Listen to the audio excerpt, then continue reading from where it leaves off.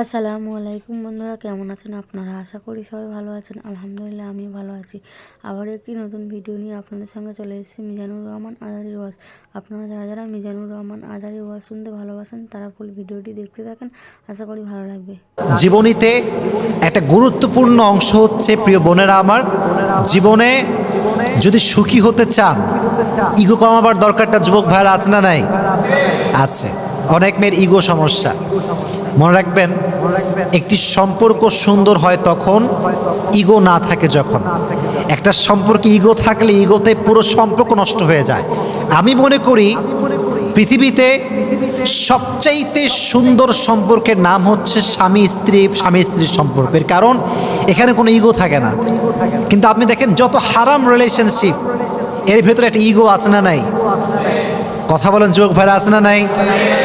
তুমি মেসেজ না দিলে আমি দিব না, তুমি রিপ্লাই না করলে আমি রিপ্লাই করব না, এই যে একটা ইগো।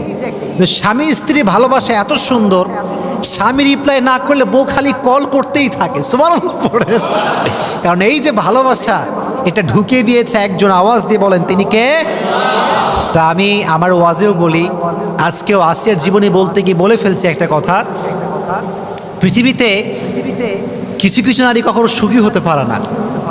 তার ভিতর থেকে এক নাম্বার নারী হচ্ছে সেই নারী যে নারীর ভিতরে ইগো আছে, সে কখনো সুখী হতে পারে না। কারণ ইগো যার আছে তার কপালে ভালো কোনো ছেলে জুটে না। কারণ ভালো ছেলেরা কখনো ইগোওয়ালা মেয়েকে পছন্দ করে না। ভালো ছেলেরা সবসময় বিনয়ী মেয়েকে পছন্দ করে। বলেন তো, নবীজির সর্বপ্রথম স্ত্রীর নাম কি ছিল? মাশাআল্লাহ, বলেন নাম কি ছিল?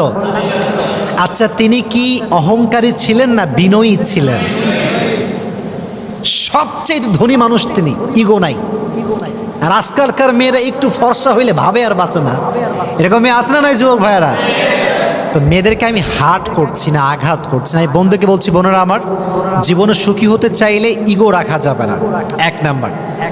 দুই নাম্বার আর একটা বিষয় বলেই ফেলি, নারীরা যদি সুখী হতে চায় অভিযোগ করা যাবে না। অনেক মেয়ের খালি অভিযোগ, আমার স্বামীর এইটা ভালো না, ওইটা ভালো না, আমার স্বামী এইটা পারে না, ওইটা পারে না। এরকম অভিযোগওয়ালি নারী আছে না নাই বাংলাদেশে? আল্লাহ মা বোনদেরকে অভিযোগ মুক্ত জীবন দান করুক, সকলেই পড়া আমিন। তো ফেরাউনের যুগে একজন নবী ছিলেন। নবীর নাম ছিল কি বলতে পারবেন? মূসা। বলেন নাম কি ছিল? মূসা আলাইহিস সালাতু ওয়াস সালাম। ওয়াজে আমরা ঢুকে যাচ্ছি, তাকবীর দেন, লিল্লাহি তাকবীর। ফেরাউন একদিন স্বপ্নে দেখতে পেল একজন ছোট্ট শিশু মিশরে জন্মগ্রহণ করবে, যে শিশু আমার রাজ্যকে ধ্বংস করবে, আমার বাদশাহত্বকে ধ্বংস করবে, আমার যে ধর্ম আমি পালন করি সে ধর্মকে সে পরিবর্তন করবে, আমি যে প্রভু দাবি করি আমার প্রভুর দাবিকে সে মাটির নিচে মিশিয়ে ছারখার করে দিবে। এটা সে স্বপ্নে দেখলো। কেউ যদি এই স্বপ্ন দেখে যে আমার রাজত্ব শেষ হয়ে যাবে, তার কি আর ঘুম আসার কথা? ফেরাউনের ঘুম হারাম। কেই ছেলে, কেই শিশু, রাজ্যের সবাইকে ডাকলেন তিনি। তৎকালীন সময়ে ফেরাউনের মন্ত্রীর নাম ছিল হামান। নাম ছিল কি? হামান। তো হামান পরামর্শ দিল যে জনাব, আপনার উচিত একটি আদেশ জারি করা যে বনি ইসরাইলে এই মিশরে যত শিশু গ্রহণ করবে ছেলে হলেই হত্যা করবে। নাউজুবিল্লাহ পড়েন, ছেলে হলেই হত্যা। আদেশ জারি হয়ে গেল।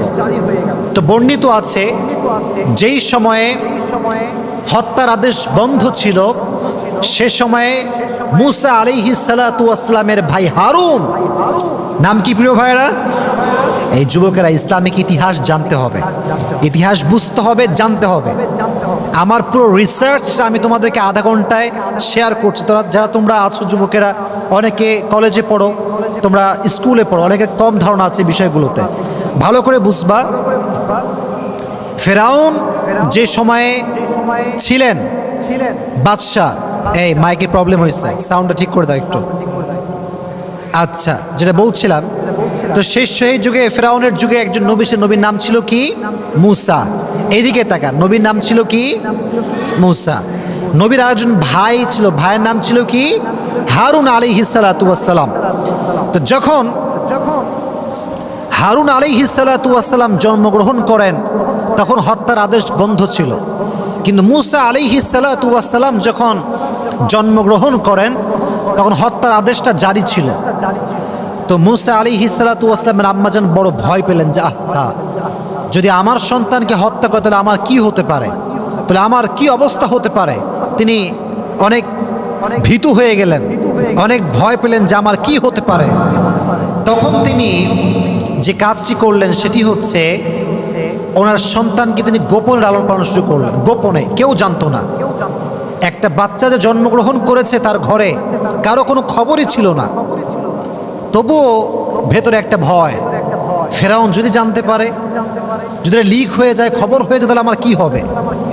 তো আল্লাহ তাআলা আদেশ করলেন যে হে মুসার মা, কথা কি বোঝা যায় যুবক ভাইয়েরা? বলেন কথা বোঝা যায়? যায় যায় তাকবীর দেন, লিল্লাহি তাকবীর। আল্লাহ তাআলা মুসা আলাইহিস সালাতু ওয়াস সালামের মায়ে একটা আদেশ বুঝাই দিলেন যে তুমি তোমার সন্তানকে ছোট্ট একটা কাঠের বাক্স তৈরি করো, কাঠের বাক্স তৈরি করে তুমি তোমার সন্তানকে নীল দরিয়ায় ভাসিয়ে দাও। তো যখন আল্লাহ তাআলা আদেশ করলেন তখন তিনি তাই করলেন। ছোট্ট একটা বাক্সতে মূসা আলাইহিস সালাতু ওয়াস সালামকে বন্দি করলেন, বন্দি বলতে রাখলেন, এবং তাকে তিনি ভাসিয়ে দিলেন। তবে প্রিয় ভাইয়েরা, আল্লাহ তাআলা ওয়াদা করেছিলেন তুমি আমার উপরে ভরসা করে বাচ্চাকে ভাসিয়ে দাও, তোমার বাচ্চাকে ফেরত দিয়ে দিবে একজন। আওয়াজ দিয়ে বলেন তিনি কে? সাউন্ডে কোনো সমস্যা হচ্ছে? তো আমি যেটা বলছিলাম, আল্লাহ তাআলা তাকে হৃদয়ে চিন্তা দিলেন যে তুমি তোমার বাচ্চাকে ভাসিয়ে দাও। তো বাচ্চাকে ভাসানোর পরে মজার ঘটনা দেখেন, খুব ভালো করে খেয়াল করবেন। বলেন তো, মূসা যখন জন্মগ্রহণ করেছিলেন তখন কি হত্যার আদেশ বন্ধ ছিল না জারি ছিল? বন্ধ ছিল না জারি ছিল? জারি ছিল। তো এই বাচ্চাটা ভেসে ভেসে ভেসে কার কাছে আসছে জানেন?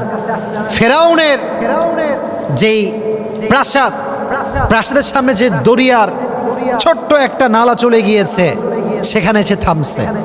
তো বিবি আসিয়া রাদিয়াল্লাহু তাআলা আনহা এবং তার বান্দি যারা ছিল, দাসীরা সব বসেছিল সেখানে। ছোট্ট একটা কাঠের সিন্দুক ভেসে আসছে, সবে অবাক, কিসে, কিরে এইটা, কিরে এইটা। যখন খুলেছে দেখছে এত সুন্দর ফুটফুটে বাচ্চা, এতটা সুন্দর বাচ্চা, যতটা সুন্দর বাচ্চা তারা জীবনে কখনো দেখে নাই। সুবহানাল্লাহ পড়েন। নবীর চেয়ে তো এমনি সুন্দর হয়। তো দেখে আল্লাহর কি জেলা খেলা, এটা বড় বোঝা, বড় দায়। তো আসিয়া রাদিয়াল্লাহু তাআলা আনহার অনেক পছন্দ হলো। উনি বললেন ঠিক আছে, এই বাচ্চাকে তোমরা নিয়ে আসো, এ আমার ঘরে থাকবে। এবং ফেরাউন তো যতই হোক স্বামী, তো স্বামী হলে ভালোবাসা স্ত্রীর প্রতি থাকেই, থাকে না? থাকে, ভালোবাসা থাকেই। তো বিবি যখন বলছে এটা আমার পছন্দের বাচ্চা, এটা আমার লাগবেই লাগবে, তখন ফেরাউন বলছে ঠিক আছে যাও, কোনো সমস্যা নেই, আমি একে রাখবো। দেখেন আল্লাহ তাআলার ওয়াদা কতটা সত্য। মনোযোগ আছে সবার? আচ্ছা বলেন তো, মূসা আলাইহিস সালাতু ওয়াস সালাম একজনের নবী, তিনি কে? বলেন তিনি কে? সব ক্ষমতা একজনের হাতে, তিনি কে? মায়ের মন তো ব্যাকুল যে আমি আমার সন্তানকে দরিয়ায় ভাসিয়ে দিয়েছি, কোথায় গেল আমার সন্তান? অস্থির হয়ে গিয়েছে। ওয়াসবাহা ফুআদু উম্মি মূসা ইন কাদাত লাতুবদি বিহি লাউলা আরবাতনা আলা কুলুবিহি লিতাকুনা মিনাল মুমিনিন। আল্লাহ বলছে আমি মূসার মায়ের অন্তরকে ঠান্ডা করে দিলাম, কারণ যদি আমি ঠান্ডা না করতাম সে অস্থির হয়ে যেত। কি হয়েছে ঘটনা? এই বাচ্চা কারো দুধ খায় না, রাজ্যে এত মহিলা, এত মেয়ে, কারো দুধ খায় না। এদিকে মূসার যেই বোন ছিল সে তার পিছে পিছে আসছে। মূসা যায় কোথায়, কোথায় ভেসে ভেসে যায়। সে সব দেখতে পাইছে যে মূসা কোথায় আছে, কোন অবস্থায় আছে। এবং যখন মূসাকে রাজ্যে ঢুকানো হয়েছে, সে কেউ দুধ খাচ্ছে না এই খবরও সে পেয়ে গিয়েছে। তখন সে বলছে সবাইকে ডাক দিয়ে, যাচ্ছা আমি যদি একজন নারীর সন্ধান দিয়ে আপনাদেরকে, এমন নারী যে নারী এখানে আসলেই বাচ্চা তার দুধ পান করবে, আপনাকে তাই গ্রহণ করবেন? সে বলছে অবশ্যই, নিয়ে আসো। কোথায় সেই মহিলা? আল্লাহর আদেশ দেখেন, সঙ্গে সঙ্গে সে গিয়ে মুসা আলাইহিস সালামের মায়ের কাছে গেলেন, গিয়ে বললেন যে এই ঘটনা, আপনাকে এখন ফেরাউনের কাছে যাওয়া লাগবে। নিয়ে আসছে, নিয়ে আসার পরে যখনই বাচ্চা কোলে নিয়েছে সঙ্গে সঙ্গে বাচ্চা তার দুধ পান করতে শুরু করে দিয়েছে। সুবহানাল্লাহ পড়ে। তো যখন দুধ পান করতে শুরু করছে ফেরাউনের মনে সন্দেহ, কিরে এই বাচ্চা কারো দুধ পান করে না, এই মহিলার দুধ কেন পান করে? ভেতরে একটা সন্দেহ যুবক ভাইরা আছে না নাই? আছে। তখন বললো, এই কি খবর, এই বাচ্চা তোমার দুধ কেন পান করছে, কি ব্যাপার, সমস্যাটা কোথায়, বা বাস্তবতা আসলে কি? তখন সে বলল যে দেখুন, আমি এমন একজন নারী, এমন একজন মহিলা যে আমার কাজই হচ্ছে বাচ্চাদেরকে দুধ পান করানো। এজন্য যে কোনো বাচ্চাই আমার দুধ সহজে পান করে, এই জন্য এই বাচ্চাও খুব সহজে আমার দুধ পান করেছে। এই যে একটা উপস্থিত জবাব, এটা মুসার মায়ের অন্তরে ঢুকাই দিয়েছে। একজন আওয়াজ দিয়ে বলে, তিনি কে? এবার আল্লাহর কি সুন্দর আমানত রক্ষা। ফরাদাদনাহু ইলা উম্মিহি কাই তাকাররা আইনুহা ওয়ালা তাহজান ওয়ালিতা'লাম আন্না ওয়া'দাল্লাহি হাক্কু ওয়ালাকিন্না আকতারাহুম লা ইয়া'লামুন। আল্লাহ বলছেন, ওয়াদা সবাই ভাঙতে পারে, কিন্তু ওয়াদা একজন ভাঙতে পারেন না, তিনি কে? এবার হামান বলল, ঠিক আছে, এই মহিলাকে আমাদের প্রাসাদে রেখে দাও, এবং প্রত্যেক নারীর যেই বেতন তার চেয়ে ডবল বেতন দিয়ে নারীকে রাখা হোক। সুবহানাল্লাহ পড়ে। আল্লাহ তাআলা মুসা আলাইহিস সালামকে তার মায়ের গর্ভে ফিরিয়ে দিলেন। আমরা ঘটনার দিকে আসছি, আসিয়ার জীবনের মেইন চ্যাপ্টারে আমরা আসছি। এটা বলতেই হবে, আসিয়ার জীবনী বলতে গেলে মুসা আলাইহিস সালামের জীবনীটা উল্লেখ করাটা অনেক বেশি জরুরি একটা বিষয়। তো দেখেন, যখন মুসা বড় হলো, প্রথমে হচ্ছে শৈশব, তারপরে কৈশোর, তারপরে যৌবন। তো যখন একটু যুবক হয়েছে, তাগড়া কিছুটা যুবক, একটা অকাজ করে ফেলছে, একটা ভুল কাজ করে ফেলেছে। আচ্ছা, মাঝে মাঝে আমাদের মাঝে ঝগড়া লাগে না? ঝগড়া লাগে কি লাগে না? লাগে। মনে করেন আপনি রাজশাহী সিএনবি আছে না, এই কথা কয় না, আছে না নাই? গেছো তোমরা? গেছো কখন? গেছো? আচ্ছা, তো দেখছেন ওখানে গিয়ে মারামারি লাগছে, দুজন ছেলে পেলে খুব মারামারি। এই কি রে, তোমার বাড়ি কোথায়? বলছে এদের লিলো ভাই, আমি এখানকার জি, আমি এখানে বাড়ি। আর বলছে তোর বাড়ি কোথায়? বলছে আমার বাড়ি চট্টগ্রাম। বলছে কি, চট্টগ্রামের ছেলে রাজশাহীর ছেলেকে মারছে? এটা কিভাবে সম্ভব? আপনি দিন এখানে ঘুষি, কারণ আমার পক্ষের লোক রাজশাহীর লোক মার খায়, এটা সহ্য করা যায় না। লে ঘিরেলে মারামারি শুরু হয়ে গেল। তো ব্যাপারটা এরকম হয়েছে। মুসা আলাইহিস সালাম রাস্তা দিয়ে হাঁটছেন, হঠাৎ করে দেখছেন যে দুজন মারামারি করছে।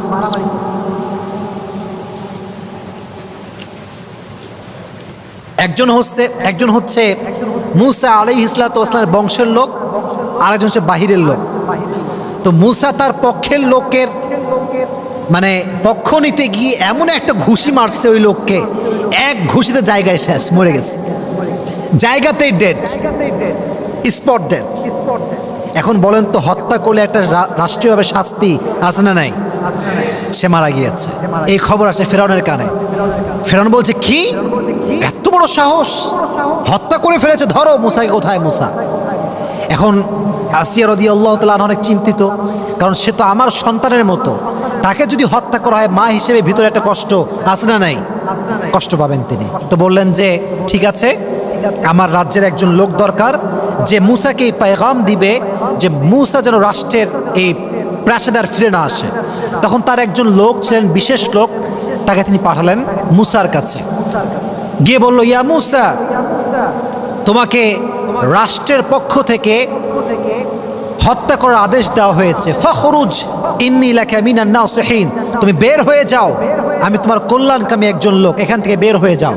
তো মুসা আলাইহিস সালাম মিশর ত্যাগ করলেন। এবার গেলেন মাদায়েন। শহরটার নাম কি শুনি নাই? মাদায়েন, বলেন নাম কি? চলে গেলেন। চলে যাওয়ার পরে দীর্ঘদিন সময় পার হয়ে গেল, মুসা আসে না। এবার আসেন মেন কাহিনীতে। এটা তাকবীর দেন, লিল্লাহি তাকবীর। বহু লম্বা সময় পার হওয়ার পরে মুসা আলাইহিস সালাম ফিরে আসছেন তবে একা ফিরে আসেন নাই, তার ভাইকে নিয়ে আসছেন। আর তিনি কোনো সাধারণ যুবক হয়ে ফিরে আসেন নাই, তিনি আল্লাহর নবী হয়ে ফিরে এসেছে। সুবহানাল্লাহ পড়েন। রাজ্যে খবর পড়ে গেল যে মুসা ফিরে এসেছে এক সত্যের পায়গাম নিয়ে, সত্যের বাণী নিয়ে মুসা ফিরে এসেছে। সবাই অবাক, কিসের বাণী মুসা নিয়ে আসছে? রাষ্ট্রের প্রজা, মন্ত্রীবর্গ, প্রাইম মিনিস্টার সব এক জায়গায় বসে গিয়েছে। কি খবর? মুসা কি বলবে আমাদের জন্য? মুসা প্রথমে এসেই বলল, ক্বালা ইয়া কওমি ইবুদুল্লাহা মা লাকুম মিন ইলাহিন গায়রু। প্রত্যেক নবীর একটা মেসেজ সেম ছিল। মেসেজটা হচ্ছে ইবাদতের যোগ্য, উপাসনার যোগ্য পৃথিবীতে কোনো মূর্তি নয়, কোনো শিরকি কাজ করা যাবে না, ইবাদত করতে হবে শুধুমাত্র একজনের। তিনি কে? ফেরেউনের মাথা গরম। ফেরেউন কয়, আরে আমি হলাম প্রভু, আমি হলাম রব, আমি হলাম খোদা, আর সে কোন খোদার কথা কয়? নাউজুবিল্লাহ পড়লে না যুবক ভাইয়েরা? মাথা গরম। বলে ধরো মুসাকে, ওর সাহস কোত্থেকে আসলো এইটা? এবার শুরু হলো মুসার সঙ্গে দ্বন্দ্ব, সেই দ্বন্দ্ব। কিন্তু সত্যের বিজয় তো সুনিশ্চিত, সত্য কখনো হারতে পারে না। মুসা আলাইহিস সালাম প্রত্যেকটা ধাপে, আপনারা জানেন যে একটা জাদুর খেলা হয়েছিল, আপনারা শুনছেন সবাই এই কথাটা, জাদুর খেলা। যে মুসা আলাইহিস সালামের লাঠি বিশাল বড় সাপ হয়ে গিয়েছিল, জাদুকরদের সব সাপ, বাঘ, সিংহ সব খেয়ে ফেলেছে। তো ফেরাউন প্রত্যেকটা ক্ষেত্রে হার মেনে গিয়েছে মুসার সামনে, কারণ এটা তো কোনো মিথ্যা বাণী নয়, এটা একজনের বাণী। তিনি কে? এবার ফেরাউনের মাথা মারাত্মক গরম, বাসায় ফিরে আসছে। ফেরাউন বলছে, এবার আমি মুসাকে হত্যা করব, যেটাই হোক না কেন, দারুনি আক্তুল মুসা, আমি হত্যা করেই ছাড়বো। ওয়ালিয়াদউ রাব্বাহ, সে যতই ডাকুক না কেন তার রবকে, আমি তাকে হত্যা করেই ছাড়বো। মনে রাখবেন, সত্য যখন মানুষের সামনে প্রকাশিত হয়ে যায় তখন দুর্বল মানুষ আর চুপ থাকে না। মনে রাখবেন, বিড়াল যখন বাধ্য হয়ে যায় তখন সে সিংহকেও হামলা করে। ঠিক কিনা যুবক ভাইরা বলেন? যখন সে বাধ্য হয়ে যায় তখন একজন যুবক দাঁড়িয়ে গিয়েছে, দাঁড়িয়ে বলছে, ফেরাউন, আমি বিশ্বাস করি যে মুসা যে দাবি করেছে সেটা দাবি তো সত্য। তুমি কি আতাকতুলুনা রাজুলান আইয়াকুলা রাব্বি আল্লাহ ওয়া ক্বাদ জাআকুম বিল বাইয়িনাতি মির রাব্বিকুম? তুমি কি এমন যুবককে হত্যা করবে যে সত্যর বাণী নিয়ে আসছে, যে সত্যের পতাকা নিয়ে আসছে, যে সত্যের বাণীকে সমুন্নত করবার জন্য এসেছে? তুমি কি এমন যুবককে হত্যা করবা? ফেরাউন কয়, কিরে, আমার গোলামও তার পক্ষের লোক, ধর এরে। যখনই ধরতে যাবে সে পালাই গেছে। কিন্তু অবাক করা বিষয় হচ্ছে, তার একজন স্ত্রী ছিল, সে ছিল ফেরাউনের বান্দি, ফেরাউনের দাসী। যুবক ভাইয়েরা একটা কথা মাথায় রাখবেন, এখন আসলে গোলাম আমরা ব্যবহার করি না, দাসী আমরা ব্যবহার করি না। আগের যুগে দাসী ছিল কিছুটা স্ত্রীর মতো। এটা নলেজে রাখবেন যে স্ত্রীর সঙ্গে যেমন সহবাস করা যায় এখন, এটা হালাল, এবং এটা নবীজির হাদিসের মাধ্যমে, কোরআনের মাধ্যমে এটা স্পষ্ট প্রমাণিত। তবে তৎকালীন সময়ে দাসীর সঙ্গে সহবাস করা হালাল ছিল। তো প্রত্যেকটা বাদশা, বড় বড় লোক, বড় প্রধানমন্ত্রী বলেন, বড় ধনী বলেন, সবার দাসী ছিল। তো তার যে দাসী ছিল ফেরাউনের, এই দাসীর স্বামী ছিল এই যুবকটা, যে যুবকটা ফেরাউনের বিপক্ষে স্লোগান তুলেছিল। এটা বড় মর্মান্তিক ঘটনা। এই ঘটনা আর তারপরে একটা ঘটনা, এই দুটো শুনলে আমাদের আলোচনা আজকে শেষ হয়ে যাবে। ফেরাউন বলল, ঠিক আছে, যেহেতু সে পালিয়ে গিয়েছে, এবার তার বউকে ধরো। বউকে নিয়ে আসছে, যুবতী মেয়ে, বয়স খুব বেশি একটা নয়, দুইটা মাত্র মেয়ে। কয়টা মেয়ে? তোমরা সবাই বলো যুবক ভাই, কয়টা মেয়ে? দুইটা মেয়ে। একটা হচ্ছে হাঁটতে পারে, কথা বলতে পারে, আর একটা হচ্ছে কোলের শিশু। কিসের শিশু? কোলের শিশু, বাচ্চা, একদম বাচ্চা। এই তুমি কি ঈমান এনেছো? এই বাদী, তুমি কি ঈমান এনেছো? স্পষ্ট ভাষায় বলছে, আমি আল্লাহর উপরে ঈমান এনেছি। সুবহানাল্লাহ। ঈমান কাকে বলে? তো বলছে তুমি যদি মুসার উপরে ঈমান এখন না ছাড়ো, আল্লাহকে যদি অবিশ্বাস না করো, আমার প্রভুত্ব যদি তুমি স্বীকার না করো, তোমাকে আমি আগুনে পুড়িয়ে মারব, তোমার সন্তানদেরকে আমি আগুনে পুড়িয়ে মারব। এই সবাই যাও, আগুন জ্বালাও, খড়ি নিয়ে আসো। আগুন বিশাল বড় লম্বা এড়িয়ে ধরে আগুন জ্বালানো হয়েছে। বলছে ঈমান আনবা? বলছেন ন, আমি আল্লাহকে বিশ্বাস করে। ওর বাচ্চাকে ধরো।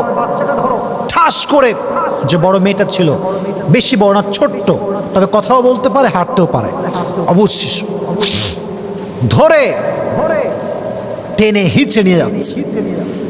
ফেরাউন বলছে তুমি জাস্ট এই কথা বলো যে তুমি আমাকে বিশ্বাস করো প্রভু হিসেবে, তোমার মেয়েকে আমি ছেড়ে দেবো। কিচ্ছু বলছে না, চুপচাপ। আপনি বলছেন ঈমান কাকে বলে?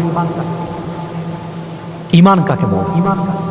টেনে হিচড়ে বাচ্চাকে নিয়ে গিয়ে ঠাস করে জ্বলন্ত আগুনে ফেলাই দিচ্ছে।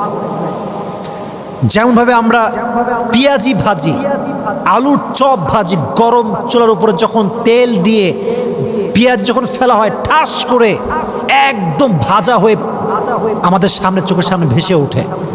মেয়েটার পুরো গায়ের রক্ত গোস্ত আগুনে ফেলার সঙ্গে সঙ্গে পুড়ে ছারখার হয়ে বিচ্ছিন্ন হয়ে গিয়েছে। মা তার চোখের সামনে সব দেখছে, সব দেখছে। যদি একবার বলে তোমাকে আমি বিশ্বাস করি, প্রভু হিসেবে বিশ্বাস করি, সব মাফ পেয়ে যাবে, বলছে না, চুপচাপ। প্রথম মেয়েকে শেষ, জ্বালিয়ে পুড়িয়ে ছারখার। এবার ছোট্ট বাচ্চা, কোলের শিশু, মা কোলে নিয়ে আছে। এবার বাচ্চাকে নেওয়া হয়েছে। কোলের শিশু তো কিছুই বোঝে না, ও তো মামাও চিৎকার করতে পারে না, খালি ম্যা ম্যা করছে, ম্যা ম্যা করছে। আর মায়ের হৃদয়টা ভেঙে চুরে চূর্ণ বিচূর্ণ হয়ে যাচ্ছে। একদিকে ফেরাউন, আর একদিকে আমার ঈমান, আমি কোনটা বাঁচাবো? এবার তখন বাচ্চাকে নিয়ে যখন আগুনে ফেলেছে ছোট্ট শিশুকে, পুড়ে ছারখার হয়ে গিয়েছে। মায়ের হৃদয়টা ভেঙে চুরে চূর্ণ বিচূর্ণ হয়ে গিয়েছে, চোখের অশ্রু শুকিয়ে গিয়েছে, কাঁদতেও পারছে না, ভেঙে চুরে চূর্ণ বিচূর্ণ হয়ে গিয়েছে। আল্লাহ বলছে জিবরাইল, মায়ের চোখের পর্দা হটিয়ে দাও। চোখ খুলে গেল, দেখতে পেল তার সন্তান মারা যাচ্ছে, মেয়ের রুহুটা কবজ হচ্ছে, বের হচ্ছে। সচক্ষে মেয়েকে দেখতে পাওয়া শুরু করেছে সে। তার মেয়ে ডাক দিয়ে বলছে, আম্মা জান, টেনশন করবেন না, ওয়ালা তাখাফ ওয়ালা তাহজান, আমরা অচিরেই জান্নাতে একসঙ্গে সাক্ষাৎ করব। সুবহানাল্লাহ পড়। আল্লাহ সাক্ষাৎ করায় দিলেন মেয়ের সঙ্গে। তো যখন দুই মেয়ে শেষ আগুনে পুড়ে, এবার বান্দির পালা। বান্দিকে একদম ধরে টেনে হিচড়ে আগুনের দিকে নিচ্ছে। যখন আগুনের দিকে নিবে, বলছে থামো থামো থামো, একটু থামো, কিফ কিফ কিফ, একটু থামো, ওয়েট এ মিনিট, আমি এটা কথা বলবো, একটা আবদার আছে। ফেরাউন বলছে কি আবদার বলো? বলছে যে আমি যখন পুড়ে যাব, আমার হাড্ডি আর আমার দুই মেয়ের যে হাড্ডি আছে, এই তিনটাকে তোমরা এক জায়গায় দাফন করবা, একই কবরে দাফন করবা। ফেরাউন বলল ঠিক আছে যাও, তোমার এই আবদারটা রাখা হলো। যখন মাকে জ্বালিয়ে পুড়িয়ে ছারখার করে দেওয়া হলো, মায়ের হাড্ডি দাফন করা হলো সন্তানের হাড্ডির সঙ্গে। 2000 বছর, হাদিস থেকে বলছি, 2000 বছর পরে নবীজি মেরাজে গেলেন। বাইতুল মাকদাস থেকে যখন তিনি উপরে উঠবেন, জান্নাতের সুঘ্রাণ ভেসে আসছে, জান্নাতের সুগন্ধি ভেসে আসছে। নবীজি বলছেন এই সুগন্ধি কোত্থেকে আসছে? ইয়া জিবরাইল।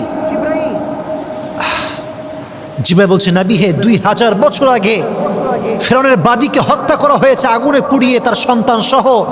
ওই যে তাদেরকে দাফন করা হয়েছে যে মাটিতে, সে মাটির থেকে আজ অব্দি জান্নাতের সুঘ্রাণ ভেসে আসছে। সুবহানাল্লাহ পড়ায়। ঈমান কাকে বলে? ঈমান হারায়নি। যখন তারা এভাবে মারা গেল, আসিয়া চোখের সামনে সব দেখতে পেয়েছে। আসিয়া আলাইহিস সালাতু ওয়াস সালাম দেখার সঙ্গে সঙ্গে প্রকাশ্যে ঈমান এনেছে যে আমি আজ থেকে ঘোষণা করলাম আমার রব একজন, আমার প্রভু একজন, আমার স্রষ্টা একজন আওয়াজ দিয়ে বলেন তিনি কে? ইমান কাকে বলে? ইমান কাকে বলে? তো আসে যখন ইমান আনছে, ফেরাউনের মাথা গরম। হ্যাঁ, তুমি আমার বউ, তুমি আমাকে প্রভু হিসেবে মানবা না? এটা কেমন করে সম্ভব? আসিয়াকে ধরো, আটক করো। শুরু হলো নির্যাতন, জেলখানায় প্রথমে বন্দি করা হলো। আসিয়া ইমান আনে না। 2 নম্বরে তার, দেখেন এদিকে তাকান, জুলুম কাকে বলে দেখেন। একটা কাঠ আনা হলো, কাঠ, কাঠ চেনেন না আপনারা সবাই? কাঠ, কাঠ নিয়ে আসছে, কাঠে প্যারেক ঢুকাইছে, প্যারেক। এদিকে তাকান, প্যারেকের 2টা মাথা থাকে, একটা হচ্ছে আগা আর একটা হচ্ছে গোড়া। দেখবেন যে যে আগাটা একদম চিকন, খেয়াল করছেন? আগাটা কেমন হয় ভাই? চিকন না হলে তো ঢুকবে না, চিকন হয় দেখবেন। আর উপরেরটা ওটা একটু একটু মোটা হয়। তো প্রত্যেকটা কাঠে প্যারেক ঢুকাইছে, প্যারেক। প্যারেকের আগা যখন বের হয়েছে, হালকা করে বের করছে, প্রত্যেকটা কাটা এভাবে বের হয়ে আছে, কাঠের ভেতর থেকে এভাবে ঢুকে। কথা কি বোঝা যায় আমার? যাচ্ছে যাচ্ছে, বোঝা যাচ্ছে? এই কাঠের উপরে আসিয়া তো মেয়ে মানুষ, আমরা জানি যে মেয়ে মানুষের শরীরের চামড়া জেনুইনলি অনেক নরম হয়। পুরুষদের চামড়া মোটামুটি শক্ত হয়, আর জিম করলে আরও শক্ত হয়, কিন্তু মেয়েদের চামড়া এমনিতে নরম হয়। তো আসিয়াকে ধরে বেঁধে এই কাঁটাযুক্ত কাঠে শোয়াই দেওয়া হয়েছে। কি বর্বরতা, কি নির্যাতন, কি নির্যাতন, কি জুলুম! ইমান আনবি না মানে ইমান আনতে হবে তোকে আমার উপরে। তো রবকে তুই বিশ্বাস করতে পারবি না। আসিয়া তবু ইমান ছাড়ে নাই। এবার আসিয়াকে বের করা হয়েছে, আগুনের তাপ লেলিহান শেখা তার পিঠে ছ্যাঁক দেওয়া হয়েছে। এরকম অনেক জুলুমের কথা আমরা শুনতে পেয়েছি, আমরা পড়েছি। সব কথা আমি বলতে চাচ্ছি না এবং আমি বলবো না। সর্বশেষ যতটা জুলুম করা হয় ততটা ইমান বাড়ে। যতবার জুলুম করে ততবার আসিয়া পড়ছে লা ইলাহা ইল্লাল্লাহ মুহাম্মাদুর রাসূলুল্লাহ সাল্লাল্লাহু আলাইহি ওয়াসাল্লাম। ইমান ছাড়া না। সর্বশেষ ফেরাউন বুঝতে পারলো যে একে দিয়ে আমার আর কাজ হবে না, একে শুলিতে চড়িয়ে দাও, শুলি নিয়ে আসো। আমি আমার যে ইমোশনটা আছে আমি বলতে পারছি না, মানে আমার ভাষাটা আসছে না আর কি, আমি পারতেছি না বলতে আর কি। শুলি নিয়ে আসা হলো, আসিয়াকে বেঁধে শুলিতে চড়ানো হলো, বেঁধে দিয়ে একদম। তখন আসিয়া বুঝতে পারলেন যে আমার সময় বেশি একটা আর বাকি নাই, দিন শেষ, দুনিয়ার জীবন এখানেই শেষ হয়ে যাবে। তখন তিনি দোয়া করলেন।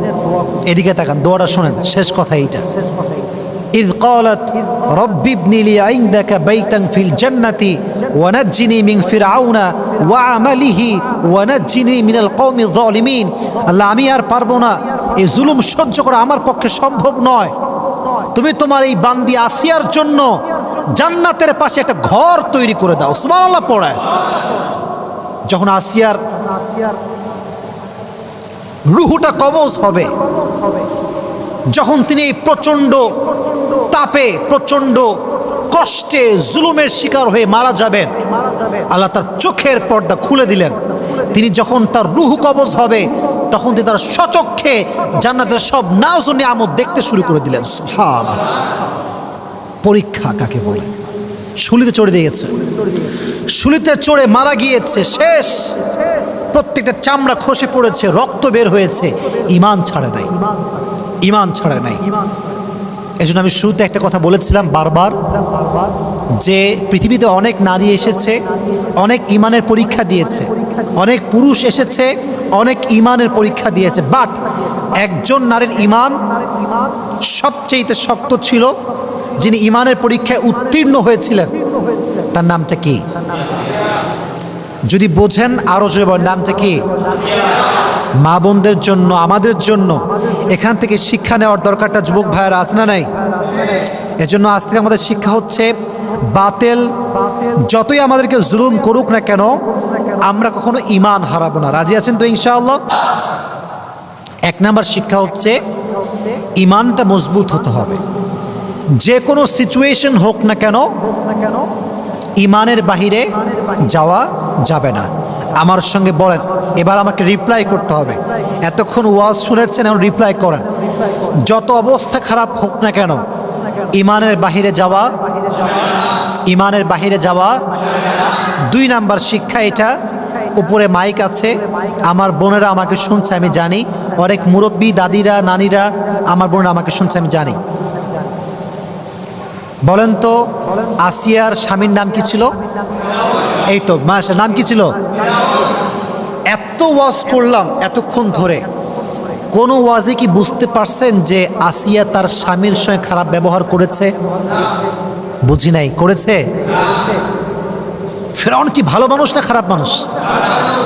হিসেবে তারা জুতা দিয়ে পেরানোর কথা, জুতা দিয়ে মারার কথা। শিক্ষা, স্বামী যত খারাপ হোক, যতই খারাপ হোক, স্ত্রী তার ব্যবহার খারাপ করতে পারবে না, পারবে না। হ্যাঁ, যদি একান্ত না হয়, একান্তই ভালো না হয়, গাঁজাখোর, মদখোর, নেশা করে, নামাজ পড়ে না, সর্বোচ্চ শেষ লেভেল হচ্ছে তালাক, ডিভোর্স। ডিভোর্স দিয়ে দেন একদম, সব নিয়ম কানুন মেনে, যেটা আপনার খুলা তালাক আছে, যেভাবেই হোক স্বামী থেকে পরিত্রাণ পান। কিন্তু খারাপ ব্যবহার শুনি নাই, খারাপ ব্যবহার, খারাপ ব্যবহার করা 2 নাম্বার। 3 নাম্বার যে শিক্ষাটা, এটা প্রাসঙ্গিক না, অপ্রাসঙ্গিক। কারণ আসিয়ার জীবনে জানতে গেলে একজন নবীর জীবন জানতে হয়। নবীটার নাম কি ছিল? মাশাআল্লাহ, নাম কি ছিল? মুসা আলাইহিস সালাতু ওয়াস সালাম। এই যুবকরা হতাশ, আমরা অনেকেই হতাশ, যে যারে চাইছে আসে না কেন। অনেকে আছে না এরকম, যে বিয়ে করছে একজনে কিন্তু হয় না, আরেকজনে ভালোবাসে, এরকম যুবক ভাইরা হয় না? হয় না?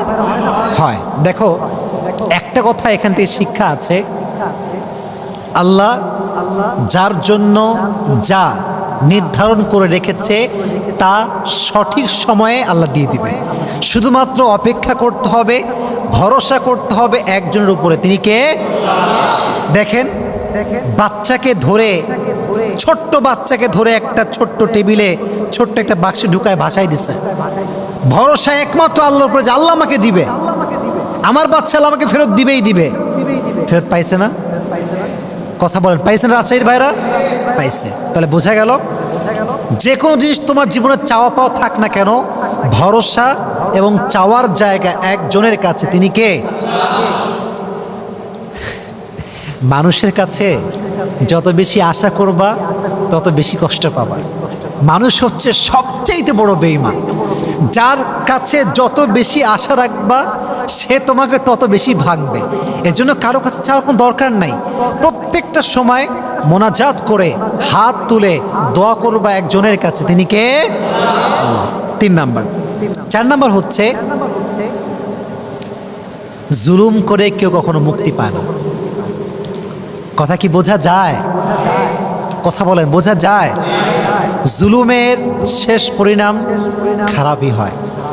জুলুম করে কেউ কখনো রেহাই পায় না। এই জন্য আমি তোমাদেরকে বলি, দেখো, এই যে মেয়েরা অনেক বেঈমান আজকাল, অনেকে এই যুবকদের সঙ্গে প্রেম টেম করে বিয়ে করে টাকলাকে, বিয়ে করে সরকারি চাকরিজীবী। কারণ মেয়ে বাংলাদেশে আছে না? কথা বলো, আছে না? নাই? সব মেয়ে না, কিছু কিছু মেয়ে আছে। তো যেই হোক, আমি কাউকে আঘাত দিচ্ছি না। আমার কথা হচ্ছে, তোমাকে মানুষ যত কষ্ট দিবে তুমি তত বেশি চুপ থাকবা। আর তোমার সব অভিযোগ, তোমার সব কষ্ট আল্লাহর উপরে ছেড়ে দিবা। মনে রাখবা, জালেমের দিন একদিন না একদিন শেষ হবে। কেউ তোমার দীর্ঘশ্বাসের কারণ হবে, কেউ তোমায় কষ্ট দিবে আর আঘাত করবে, সে খুব বিন্দাস আরামে থাকবে, এটা কোশ্চেন কালো সম্ভব নয়। কারণ এটা ন্যাচার অফ ল, এটা রিভেঞ্জ আছে।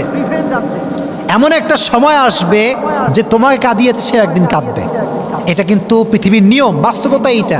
এর জন্য মাথায় রাখবা, তোমাকে যে মানুষ যতই কষ্ট দিক না কেন, পাল্টা গালি দিবা না। তোমার ভরসার জায়গায় একজন আওয়াজ দিয়ে বলে, তিনি কে? তো ফেরাউন যতই জুলুম করুক না কেন, মরছে কিন্তু পানির তলে ডুবে। কোথায় ডুবে মরছে? পানির তলে। ঘটনা আপনারা জানেন না সবাই? যখন ডুবে মরছে তখন বলছে, হায় হায় হায়, আমি ঈমান আনলাম, এবার আমি বিশ্বাস করি মুসা আল্লাহর নবী, আল্লাহ তুমি এক, আর কেউ নাই। মরার সময় ঈমান আনছে। এই মরার সময় ইমানের কোনো লাভ কি আছে? আসলে আছে নাই। তাহলে বোঝা গেল জুলুমের শেষ রক্ষা কখনো ভালো হতে পারে। জালেমকে আল্লাহর উপর ছেড়ে দাও, কাউকে নিয়ে কোনো অভিযোগ রাখবে না। যে তোমাকে যত বেশি কাঁদাবে সে জীবনে তত বেশি কষ্ট পাবে। কারণ কোনো বান্দা যখন বান্দায় কষ্ট দেয়, আল্লাহ সব সহ্য করলো, বান্দা যখন কষ্ট দেয় এটা সহ্য করে না, কারণ আল্লাহ তো বান্দাকে ভালোবাসে। যখন এক বান্দা আরেকজন বান্দাকে কষ্ট দেয়, আল্লাহ আরশ পর্যন্ত কেঁপে যায়। আল্লাহ এটা পছন্দ করে না, বরদাস্ত করতে পারে না আল্লাহ তাআলা এটা। এজন্য প্রিয় ভাইয়েরা, জুলুমের শিকার যতই হন না কেন, ভরসা এবং সবর করবেন একজনের জন্য। আওয়াজ দিয়ে বলেন তিনি কে? সর্বশেষ কথা, এবং এটা আমার ওয়াজের শেষ কথা, সেটা হচ্ছে এই আল্লাহর সঙ্গে, এটা আমার জীবনের এমন একটা লেসন, এটা আমি শিখেছি আজকে। এটা আমি আগে জানতাম না, এটা আমি আজকে শিখেছি। এটা শুনে আমরা দোয়া করব। আপনার সবার মনোযোগ আছে? সবার শুনে মনোযোগ আছে সবার? আচ্ছা, একটু পানি খেয়ে নেই, যে দামি কথা বলে একটু ক্লান্ত হয়ে গেছে, একটু পানি খেয়ে নেই।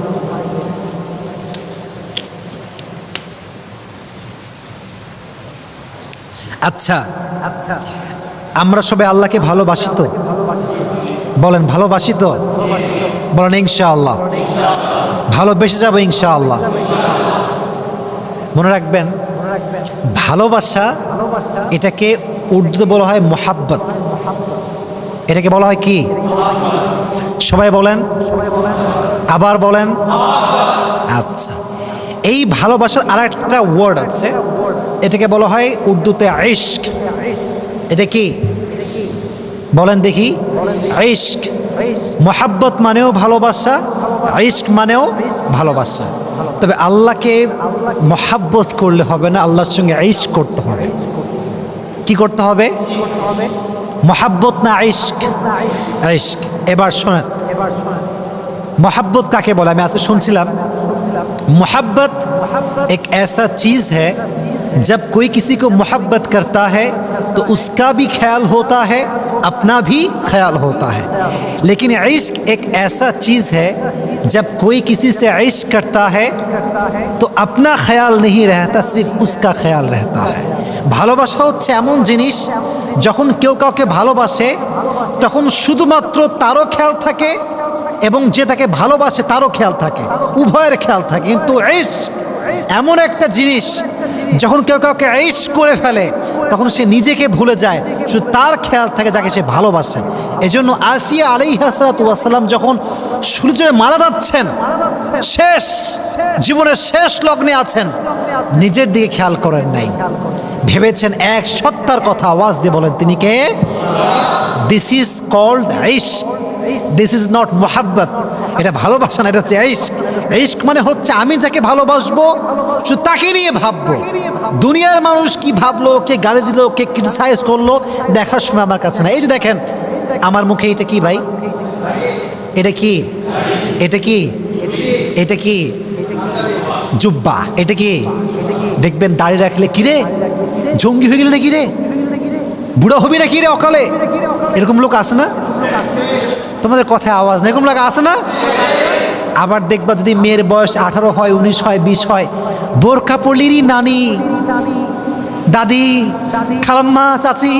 ভিডিওটি ভালো লাগলে একটি লাইক, কমেন্ট ও শেয়ার করে পাশে থাকবেন বন্ধুরা। যারা যারা শেষ পর্যন্ত ভিডিওটি দেখেছেন তাদের জন্য অনেক অনেক ভালোবাসা থাকলো বন্ধুরা। আর নতুন নতুন ভিডিও পেতে চ্যানেলটিকে সাবস্ক্রাইব করে পাশে থাকবেন বন্ধুরা। ভালো থাকবেন, ধন্যবাদ।